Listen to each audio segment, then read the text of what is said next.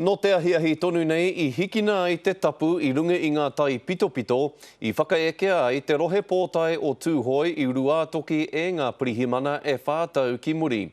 Ahakoa kua murua ngā hāmene I tau ki runga I te 13 o te hunga I mau here tiara I taua wā, toko whātonu kei te haria tonutia ki te kōti mo te maupū me te mahi taihara. Mā te ture anō te ture e whakawā I te rānei kua aukatihia mai te pīra ki anoho taputonu e nei taunakitanga.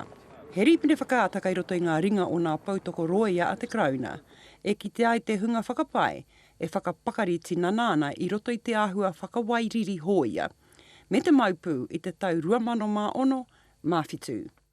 Ko te papa he whenua motuhake I nā me whai haurapa whakamana rawa te ture I mua I te whakaeke.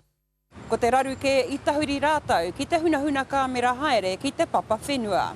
I nā te whātoto I roto I nā kōti, mēnā I taka mai te rāmahi a rātau, ki roto I te ture, ki waho ke rānei o te ture. Koinei nā take kua whātau e kapiana nā nutu e te ture. We went from the High Court to the Court of Appeal to the Supreme Court that overturned the 2 lower courts, and that's healthy for a system of justice.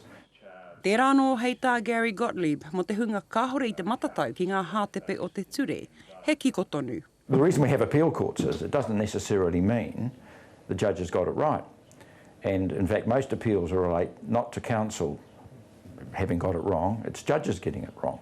He whakararua I tīmata mai he whātau ki muri I te whakaurutomo atu o te ture ki te whārua o ruatoki I raro I te ture whakatumatuma.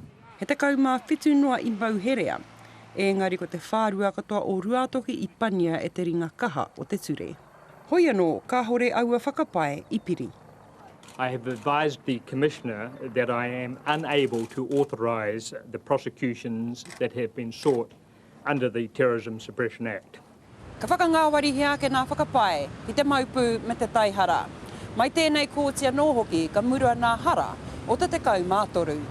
Engari mautonu ana nā whakapai maupū me te taihara ki te tokowhā ata me iti o tūhoe, te rangi kaiwhiria Kemara me Emily Bailey o Taranaki, me Urs Signa o Huitene.